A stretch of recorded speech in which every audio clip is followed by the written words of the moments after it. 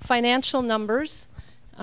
Mike likes me when I use the mic so that my voice picks up. So Ellers does all our financial preparations when it comes to any type of abatement bonds, our building project bonds, our referendum scenarios that we work with.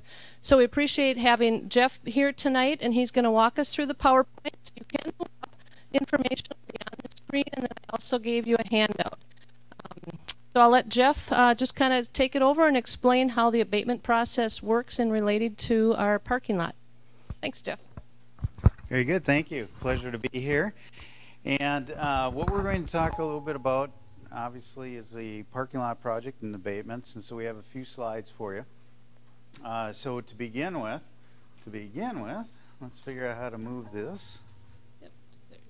All right, so we want to review just the statutory authority that you have to go ahead and issue bonds and conduct this project. The scope of the parking lot project, the tax abatement approval process, the next steps, the estimated tax impact, and at the end, any public comments for the board. So Minnesota statute 469.182 to .185 was first authorized in 1997, and it was intended to promote economic development. Schools have rarely used it. In fact, for many, many years, there weren't any projects that were recognized as economic development. This is a tool that cities generally use. So they have many, many different types of projects that fall under this category. But a number of years ago, the Department of Education basically qualified parking lot projects within the economic development criteria. So you are limited in the amount of debt service that you can issue to the greater of $200,000 or 10% of your tax capacity, and your bonds are well within that you're looking at issuing. So the project costs about $1.1 million on these bonds, and it would be the construction improvements to the parking lots here at the junior and senior high school, the improvements parking lots at Lakeside, and then some general parking lot maintenance district-wide. So how the abatement process works is we actually take a look at the financing, the debt plan, if you will, and we will identify the amount of parcels, which parcels, and the list of them that will be abated. So the school property tax amount sufficient to cover the annual debt levies. So we basically take the parcels, figure out how much school tax they're paying on them, and create a list that is large enough, if you will, to cover your debt payments on it. So the school board then will adopt a resolution calling for an abatement. The district publishes a notice, and then they hold this hearing. And then the school board will grant or approve a resolution granting the abatement, which you will do later tonight. And then you will also have a resolution to move ahead or authorize the sale of the bonds. So the school district is allowed to add the amount of the abated taxes on the levy. So this gives you an additional tax levy revenue stream in order to make the payments, as opposed to having to take out of your general fund or your LTFM funds. So you do have the taxing authority with it.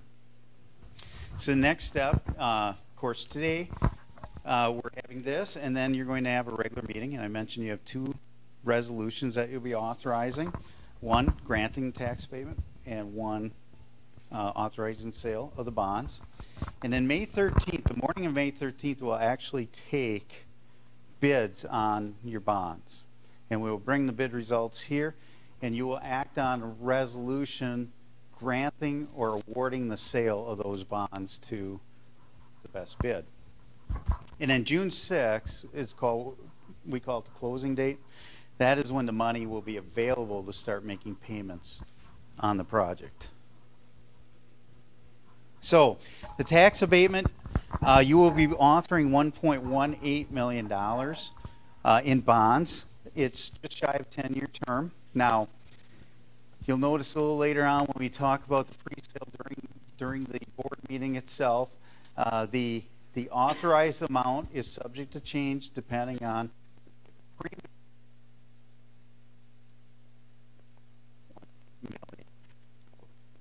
Receive a premium. We'll talk a little more about on premium.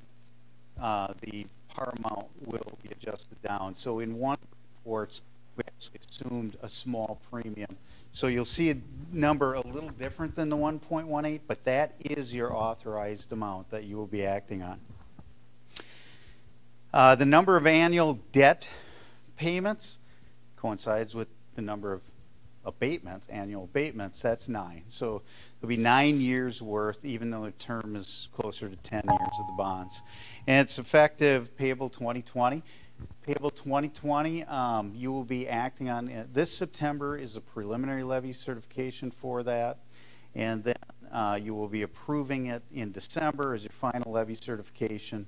It's payable in 2020. It's for your fiscal 2021 school year, or 2020 through 2021 school year.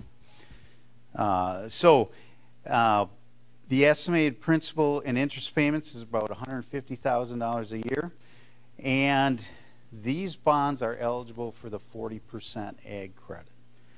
So that's very nice. You have quite a bit of ag property here. And then the estimated tax impact, there is, later on you'll see a pre-sale report that has a number of different types of properties with the tax impact.